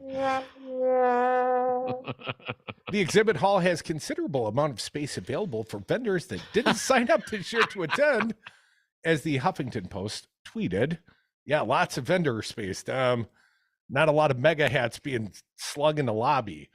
While the conference hall was fairly quiet, the Make America Great Again booth was hopping, with Donald Trump Jr. sitting in front of a giant photo of the White House. Was that the actual actual Donald Trump Jr.? I guess he had nowhere better to be than CPAC this week. I hear Matt Schlapp, the organizer of CPAC, recently accused, apparently likes to grow up the men after buying them a couple of cocktails against their will, apparently credibly alleged. But a reporter started to question Matt Schlapp today at CPAC, and Matt Schlapp was pulled away by staffers because the questions turned to the alleged sexual assault. Apparently you can't talk about it, Dom, because... Well, he's being sued for like $9 million, I believe, he and his wife. I'm not clear on that point, but yes, it's a thing. And that was a staffer that worked for Herschel Walker's campaign. And hey, I got to ask you, man, where's Herschel been? Well, he's got his own alleged campaign finance improprieties. That's the latest I heard about Herschel Walker. That, and he's trying to call upon all the children he discovered during the elective campaign, right? A lot of baby mamas out there. A lot of love to spread, baby. So CPAC, sort of a event that seen its better day. I have seen some of the reporting on it today, and they were showing Trump at CPAC. And if you recall, it was at CPAC where Trump did the flag hug. I may have done it more than once, but it was the flag hump. It was more like a humping than a hugging. Hump. Yeah, well, he tic-tacked up and started rubbing on the flag because he's such a patriot. Don't all the true patriots hump the flag? Yes, all the insurrectionists, all the seditious conspiracy folks humping flags. I'm glad I didn't try to recruit you to go to CPAC. You're so cynical about the CPAC, Dom. A party with a bunch of older white people given on by a guy who's credibly accused of sexually assaulting a Republican staffer. I mean, I just don't know that that's the party I want to be at, but apparently Ted Cruz and Jim Jordan, they are all down with it. I mean, Jim Jordan on stage with this cat, really? I mean, can it get more despicable than that? With Matt Schlapp? Was he on stage with Schlapp? Jim Jordan was there today as well. I had not seen that. Yes. And they were on the stage together, photographed together. Was there any space, like, on the wrestling mat between the two? I don't know about that, man, but there's always should be some space. But GYM Jordan, yes, my understanding he was there once again. 844-967-2789. We had some people stacked up in that. I know, talking too much. Also, JD Vance also there as well. So it's just a one hell of a party going on. I think it's in DC. Go CPAC. I will losing not go the to juice. CPAC. They're losing the juice, man, and it's great to see. But as when these fascist type folks, these authoritarians, when they start realizing that it may be going against them, you see their true colors, man. You saw how they reacted with January 6th, and Trump riled them up. And it wasn't just, and I do believe there are some people there at January 6th that were there to protest big government, whatever the case is. But certainly you also had the seditious conspiracy folks who had a very specific plan. And when you see that, I mean, think about some of the BLM protests that we've had. And what was a proven accusation? Now, there were some troublemakers in the crowd. Some neo-Nazi came up from Texas, to my understanding, to Minneapolis, started banging on windows. People are trying to tell them to stop. So, I mean, but that can trigger even something like that. Well, when you have willing participants in the crowd, maybe some didn't know what the plan was. They weren't down with the conspiracy, but they were certainly down with the action. And all of a sudden, they see all these folks running up, the Proud Boys and 3%ers, they're down. Well, hell, it sounds like a party I'm going to go into. That all matters. 844-967-2789. Mike from Cedarburg, you're up. Welcome, Mike. What do you got for us? Hey, Mike. Well, I think that the Republican Party, we ought to give them a warm, Milwaukee welcome to the convention next year. I say they delay the gay pride parade until July and make sure our fine drinking establishments have drag queen shows. And then, of course, we have to have people on the street corner teaching Black history. So give them a real Milwaukee welcome. Yes, absolutely, Mike. It is a great idea. Why don't we serve Republicans warm beer? Tell them it's it's like the German style. We do it that way here. Have your warm old Milwaukee. We're not vindictive. Come on now. Oh, no, maybe a little bit, Mike. I mean, when people try to overturn the will of the people because they don't want to lose power, I kind of take a little issue with that, man. Well, we still think they're Americans, even though they're misguided.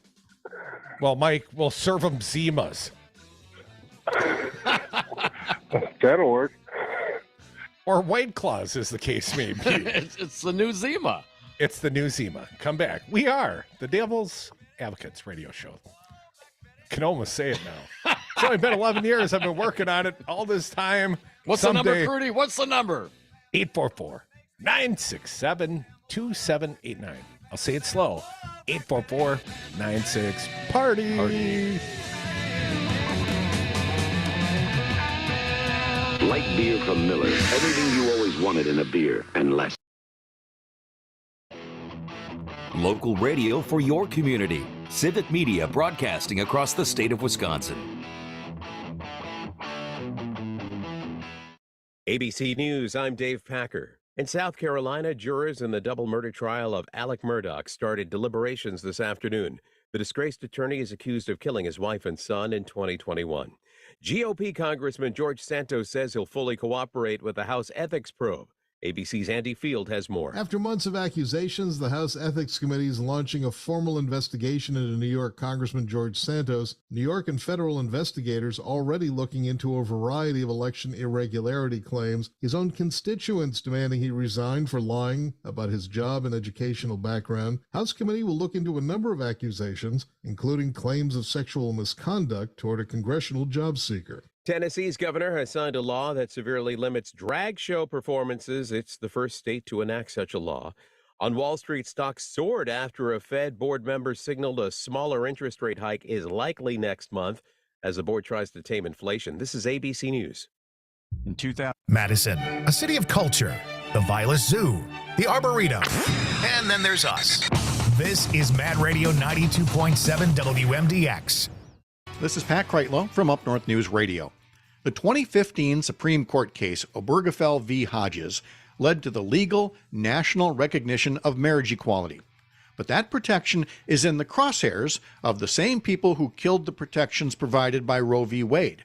I was part of an interview with Jim Obergefell recently, and he said, if you're part of a marginalized group, you'd better be out there fighting for the rights of other communities being targeted by the extreme right wing as well. Many of us are going to be and have been excluded from We the People. And there are a lot of people in this country who want that and are more than happy to exclude others because they think it makes them feel safer. We have got to use our voice at the ballot box every single election. You can catch Up North News Radio weekdays from 6 to 8 a.m. here on Civic Media radio stations around Wisconsin and more of our work at upnorthnewswi.com. Civic Media promised you something big to celebrate our new and still growing network of radio stations. When we announced the one-day $1 million advertising giveaway for Wisconsin businesses, you responded. Just wanted to echo your sentiments about the advertising. That's really a cool deal and really remarkable. $1 million of free advertising. Now, if you missed this chance to work with our team, go to civicmedia.us and click on the sponsorship tab. One of our local sales pros will get right back to you. civicmedia.us and sponsorship. Hey, Brad from Zero Res Madison here. What's the best way to clean your carpet? Well, not surprisingly, it's the same way you clean your clothes. You wouldn't clean a dirty shirt by running a white cloth over the top of it, nor would you try to get it clean by sprinkling chemicals and rubbing it in. For a real clean, you need hot water, agitation, and a cleaning agent, just like your laundry. For a fresh, healthy clean with no residue, call Zero Res Madison or schedule online. Zero Res, spell it forward or backward, it's the right way to clean. Darcy Haber, I hear you have solar panels on your office building. Since when are real estate brokers so concerned about the environment? True, you should know that at Solidarity Realty, we provide outstanding real estate service while adhering to our core progressive values. Environmental sustainability is a big part of that. So you really walk your talk, huh? Yeah, I even walk to work. Come on, always? Well, sometimes I bike, and if I have an appointment across town, I use my solar panels to charge my plug-in. Solidarity Realty. They're real, they're solid, and they're honest. Check them out at solidarityrealty.com. You've got questions about navigating the healthcare system? Kristen Lyerly helps us find answers and discusses other issues at the intersection of healthcare and politics. Hometown Health, Thursday mornings at 7:30 on Up North News Radio.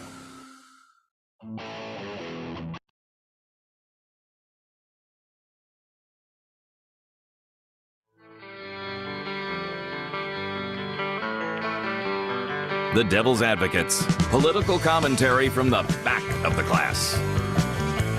Welcome back to the Devil's Advocates Radio Show, now with more cowbell. The Thursday happy hour, the Town Hall edition, but that means we got to take some of the callers. I think we have to, yes. I mean, if that's the point, we gotta allow some of the town folks to talk. Talk amongst ourselves. We do that often. We want to talk with you. 844-967-2789. Here's an old friend, PT. How you doing, Paul? Hey, PT. Hey. Hi, guys. How are you? Good. You notice I still have my Wisconsin accent. Anyway. That will never leave you. You will be a Wisconsin, once a Wisconsinite, always a Wisconsinite, through the nose. It's a nasal thing. I know. When I talk here, I speak up here in Oregon or something, people look at me kind of funny. I don't know. Well, we looked at you funny here in Wisconsin, PT. You sure did. So this DeSantis thing, that is just breathtaking fascism if I ever heard of it. The guy must be very paranoid about anyone writing about him. And tell me, so the sponsor of this bill said that this is the same as a lobbyist, that if a lobbyist has to register, then a blogger has to register. Give me a freaking break. Lobbyists directly influence politicians. I mean, they're paid. A well-written blog can change the world, PT. I don't know. It can't change a politician's mind, I tell you that. But the fact that he has to know everyone that's been writing about him, come on. That's not going to pass muster in courts. That's it is. It seems to really take it to the next level. You know what I'm saying? I mean, it continues. It's like they're trying to out themselves every new action. PT 844. Yeah. Go ahead, PT. Final thought. No. It's like what the Jews. They had to register or something. Some nationality, some religion had to register with the Nazis or something. I don't recall what it was, but it just brings back really fascist memories of what happened in World War II and so forth. So appreciate your call. Stuff. Thanks for listening on the Civic Media app. And you can join us Thursday Town Hall, nationwide, worldwide, at least Wisconsin-wide for surezies. 844-967-2789. Rico listening in Rock County. How you doing, Rico? Hey, Rico. Hey, doing good, guys. Hey, I love your idea about going down to Florida, Crudy. I am going to Florida. You should make that I will cool. perhaps raise trouble, but that's just a secondary thing to me getting a little tan on the beach. Well, hey, make sure you do it on a Thursday, see, because you want to get down there so you can catch the Cheeto Jesus spinning tunes on the iPad. Oh, some Celine Dion coming at you. A long-distance dedication to my pal Dominic up in Milwaukee. Rico, Rico, we should definitely swing by. How far is it from Palm Beach to Miami Beach? Oh, it ain't that far, is it? No, it ain't that it's far. It's worth a Google, right? I mean, I got a rental car. It's not. I don't have to take an Uber out to the Mar-a-Lago. But Dom and I went to Miami Beach for a presidential debate, but we never ventured over to Mar-a-Lago. Palm Beach, it's 75 miles apart. That seems like too far, Rico. That seems like an effort to me. Although I spent like 7 hours in the car today, that. My big effort driving, Rico, is going to be down to the Keys. 844-967-2789. A new name. I like new friends. Town Hall Thursday. Be a new friend of ours at 844-967-2789. Kevin from Reeseville. Welcome, Kevin. Hey, Kevin. Hello there. Hello, Kevin. I wanted to mention that I sent you guys an email last night for an event that is happening in our area. Well, It's tell a us about it, man, Republican- because I didn't check out my emails last night. I got to be honest with you. Okay. It's a Republican representative from Columbus, and he's going to be helping out at a food pantry on next Thursday. And what do you think the audience should do with that knowledge? I think it would be awesome if you guys could be there. I will be in Florida. Dom, I think it would be awesome if you could be there. I probably won't be there, Kevin. What is what is it about this Republican? I mean, what's tell us about him, Kevin? What's your concern? Well, he's very pro-life for one thing. And I'm sorry, you said he's very pro-forced government birthing? Exactly. Okay, thank you. Okay. And, I was going to put together a list of questions for him and see how he responded. I can't believe that he wouldn't be making some kind of a talk. Supposedly he's there to help out, but I don't know how far that's going to go. But I'd be willing to bet that people are going to be asking him questions. Is this near you, Kevin? Would you be able to show up and ask him those questions? Reesville is pretty close, isn't it? Yeah, you're gonna be there. Yeah, it is. Yeah, I will be there. Excellent. And you're gonna ask him about the 1849 Wisconsin abortion law and what his positions may be on that. I mean, what's your thought, Kevin? That's my number one question. Yeah. How about and I want to ask him what his interpretation of the term woke is. I'm dying to hear that. Me too, man. I mean, it means something different to everybody. Apparently, it's just, if it's something you don't like, then it's woke. Kevin, I can understand there are some Republicans, and I think there are some religious people in this world that have differing opinions than I on, and I'm not for abortion, but I don't think it's my right to decide what someone else does with their body. So my opinion on abortion really doesn't matter much. But I can understand, ethically that some would have an objection to abortion. But what I cannot fathom, Kevin, is how Republicans accept insurrection and anti-democratic behavior from their own party. So, well, but Kevin, if you could ask a question for me, ask about the January 6th. Sure, and that's fair. But let me put it to you this way. I mean, if you have a problem with abortion, then don't have one. You know what I'm saying? If you want to have a certain life or a belief, then have it. But when you start forcing that on other people, that's when I start taking exception to it. You don't want to have an abortion, don't have one. You don't want to be in gay marriage, you don't like gay marriage, well, don't get gay married. You know what I'm saying? But when you have a belief and all of a sudden you think your belief should supersede everybody else's belief on a particular topic, be damned what courts and history have shown. Kevin, that's where I take the issue with, man. Sure. I want to mention one thing real quick. It's at the gathering source on Highway 16 and 60 outside of Reesville. I want to say it's about 3 or 4 miles. And I would love to see as many Democrats there, whether you're there for the pantry or not. Yeah, I would just love to see a slew of Democrats show up. Well, it'd be nice to see our Democratic friends in the Reesville area show up with something for the food pantry. Because under Republican governance, there might be some people that need the help. Yeah. 844-967-2789. Let's sneak it. Well, we got time for a few more calls here. Steven from Green Bay, welcome. What do you got for us? Hi, Steven. Hey, Dom and Crute. I have a couple things to say, actually, and I'll get through them real quickly. The first one is a little bit of a suggestion for you two. If you guys ever decide to go on a comedy tour and take that to Appleton, Wisconsin, I will be your first ticket buyer to that one, because you guys are hilarious on the radio. Well, one of us is. One of us just got a great laugh. I'm not going to comment on that. No, go ahead, man. Keep going. Appreciate it, man. Two more things. The second thing I have to say is I learned something new today from you guys, and that is the Republican Party is now the party of the snowflakes. They have taken their insult and applied it to themselves. Well, that's nice to learn. Yeah, right. And third of all,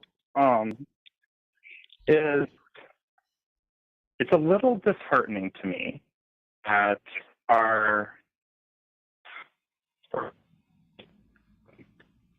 Oh no, Stephen. with Daniel Kelly. Stephen, we missed most of that. I think we got the first two at least, and we appreciate your contribution today.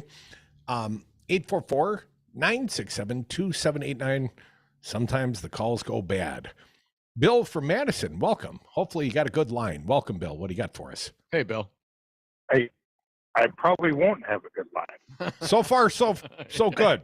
Say nice things about us. Otherwise, the lines get really bad really quick. I was just going to say with that whole food pantry thing, like, yeah, it's more than likely a big publicity, photo op. Yeah. But don't go there and attack the guy. Wait till the end, Let him do his work and help out the food pantry. And you guys actually had a great idea. The Democrats should show up there, bring something for the food pantry, help them out, Well, certainly there's always a food. There's always a neighbor in need. I would hate to see it. Yeah, exactly. That part of it should be. I would hate to turn a food pantry into some big political, obviously that's more than likely what he's doing, a photo op, but, I'd hate to have it turn into some big attack thing when they're just trying to help people out, Absolutely, Bill.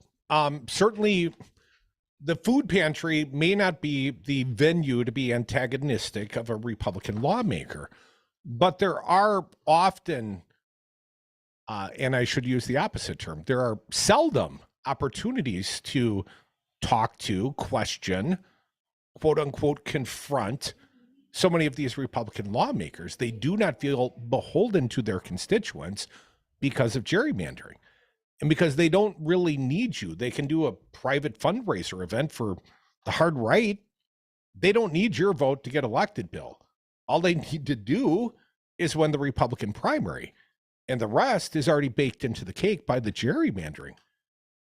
So I'm very hopeful that the Wisconsin Supreme Court election recasts, A, first the tenor of the court, and B, the tenor of the maps in the state of Wisconsin, because I can live with some Republican representation if they're accountable to the electorate. It's when they're not accountable to the electorate that they, become a little corrupt, let's say, a little fascistic in the case of some of the Republicans here in the state of Wisconsin, because they want to throw out the outcome of frickin' elections, Joe Biden's. And literally the gerrymander has that, perhaps unintended consequence, because, certainly there are, with the gerrymander that we have, there are some Dems, there's some seats that are going to be Democratic. That's just the way they pack them and stack them and crack them, if you follow how it's all said and done. But regarding this, if there's a public announcement that a politician is going to be at place X, Y, or Z, well, they're making it political. It's not like, if this person didn't have an announcement, didn't make a flyer, didn't put it out on social media that I'm going to be at X, Y, or Z, and just on their own time quietly, worked at the food pantry or did whatever good deeds they thought they should do, that's one thing. But if you're a politician and you announce that, hey, I'm going to be at this church or I'm going to be at this thing, well, you're announcing it for a reason. It's political. Otherwise, you wouldn't be announcing it. I occasionally share with the audience when I'm traveling, Dom, is... yeah, you tell us all about the driving circumstances and the traffic. I can't wait to go on vacation and get away from you. The audience is stuck with you, but I get a respite. Oh, the audience, they get a rest. It's going to be so much fun. I got lots of friends coming around. It's going to be Devil's Advocates and friends all next week. We're going to have a party without Crudy. And I know you'll be on the beach drinking your Captain and Diet Coke, so I won't be taking your calls. The sun will get to you, Crudy. I know it will. I'm going to do like pina coladas. Got to be careful on the rum runners, though. That's what I drank on my honeymoon. Ooh. On the submarine with the woman from Missouri. The one I showed the rum runners to. That lady. I bet Sounds she like remembers. An interesting honeymoon. Best one yet. Come back with us. Your phone calls could be the best ones yet. 844-967-2789.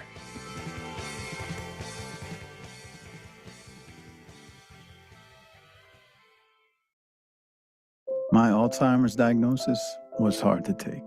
But early detection allowed us to take control of the situation together. Talk to your family about seeing a doctor. Go to alz.org/time to talk. A message from the Alzheimer's Association and the Ad Council.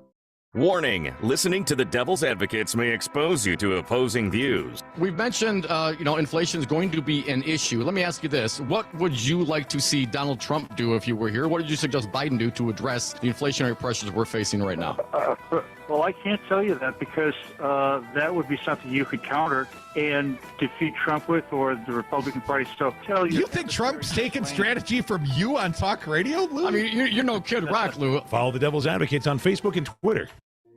My Shiro doesn't always wear a cape, but she always has time for a hug, a smile, for going the extra mile. My Shiro stretches every dollar, puts in long hours, puts others first. But now it's your time, Mom. When you're ready to retire, we want you to be able to enjoy it. Get free tips to help boost your retirement savings now at aceretirement.org. A public service announcement brought to you by AARP and the Ad Council. Weather on this snowy day could be brought to us by your business. Can you imagine how many snow blowers, snow shovels, and snowmobiles are being sold as we speak? Weather sponsorships make the phone ring. Call us at 608-819-8255. Here's your Mad Radio forecast. Cloudy skies expected this afternoon with a high of 38. Northeast winds 5 to 10 miles an hour. Cloudy again tonight, low is around 28. Overcast skies tomorrow, chance for snow 37. Chance for mixed precipitation Saturday and Sunday. Mid-40s Saturday, upper 40s by Sunday. A dusting of snow tomorrow. For Civic Media, I'm meteorologist Derek Height. Currently, it's 33 degrees.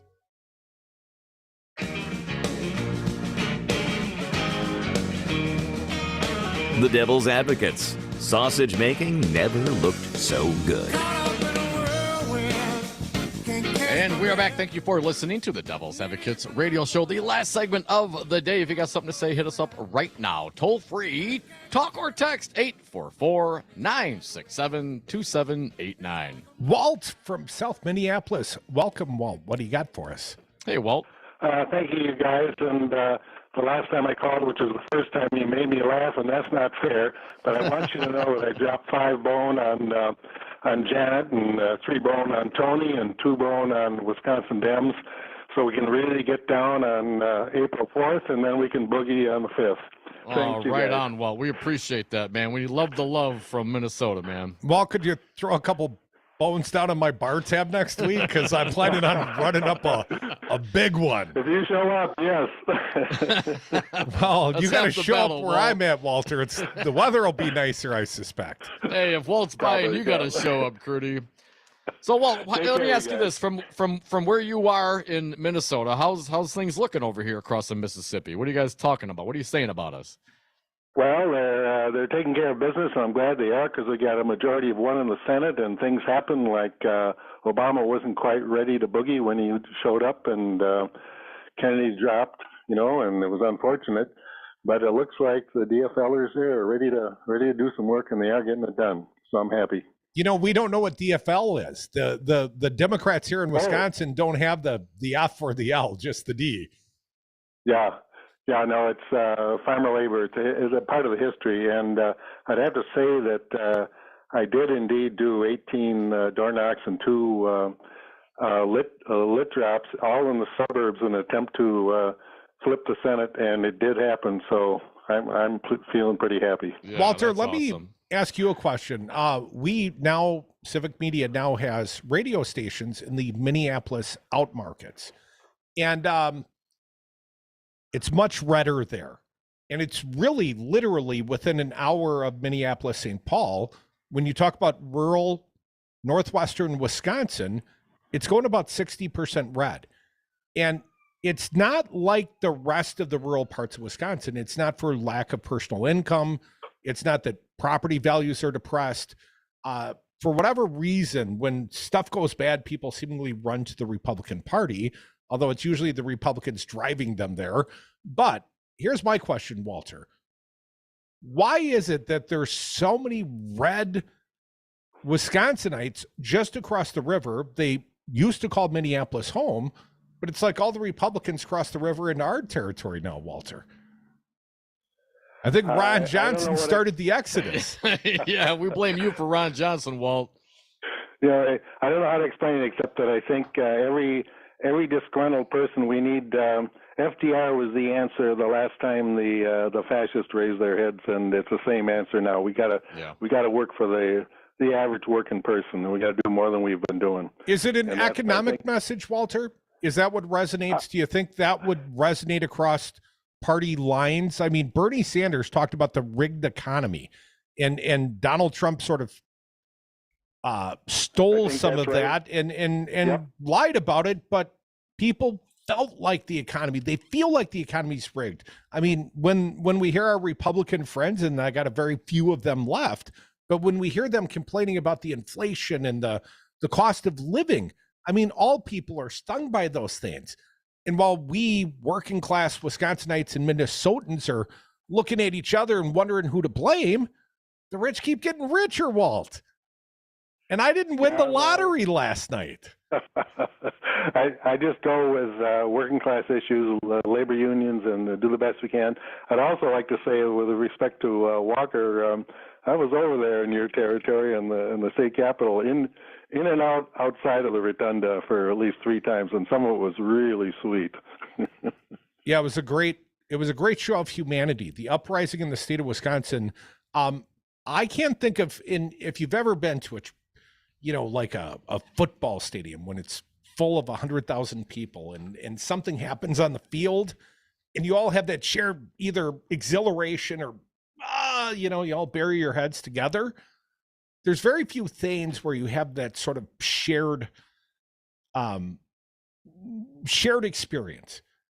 And unlike a football game, which ends after 3 hours, I mean, the uprising in the state of Wisconsin, people camped out. They brought their kids, their grandkids. People cared an awful lot. And I would say it woke up a progressive revolution, but unfortunately, it also woke up low propensity voters outstate. We talk about the Trump voters, the people that never voted before. Well, before they voted for Trump here in the state of Wisconsin, we had lots of people come out of the woodwork, literally, in northern Wisconsin to go vote in the Scott Walker recall, to preserve Scott Walker.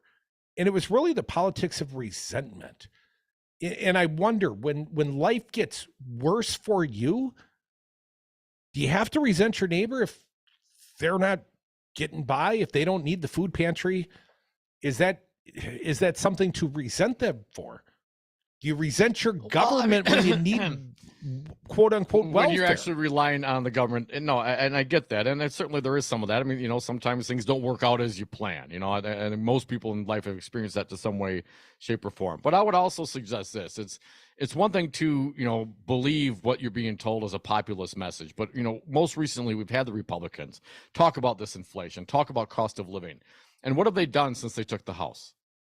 What have they done about inflation? What have they done about the cost of living? It's Hunter Biden's laptop. It's corporations. It's in Florida, it's bloggers that got to register with the state. It's one thing to get elected. So then, I mean, and I think in some way, in some regard, that feeds the cynicism. Well, I voted for this Republican who was all concerned about inflation and the border, and they're not doing anything about it. Well, no kidding. You just voted for them. They can't do anything about it. They ran on that to get you out to vote. Well, what are they going to practically do about it? There's a legislative process in this country, and having the House alone doesn't quite do it. So now they're going to sit there and pound sand for the next 2 years, investigating Hunter Biden's laptop, while the same economic situations that you were concerned about, the same whatever issues that you had, are not being addressed by the very people that you voted for. So maybe don't vote for them. Just throwing it out there. I've told this story many times. 2012 New York Times article talked about the rural parts, especially Minnesota. That article, Jagged Little Pill, something like that, effectively said, as rural areas have become more dependent upon the government because their main streets have been crushed, the economy is left, the manufacturing economy is left many of these small towns. One factory ran the whole city. And let alone the farms that are going under every day. Exactly. But when the economy goes bad, people look to blame someone. And if Donald Trump says only I can fix it, people wanted to believe that message. They'd Sure, been he gave better billions off of dollars in farm subsidies in his trade war with China. I mean, hell, at least the auto loans got paid back.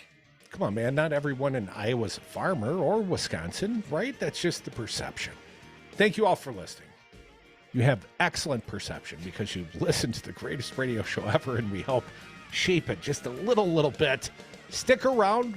Raised in the Wisco with Joel Clayfish and Native Roots Radio in the interim. Keep it locked. Civic Media each and every weekday.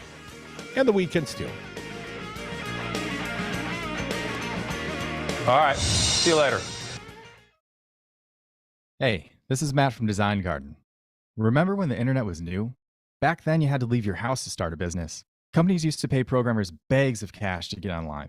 Now, small businesses can get online with a Facebook business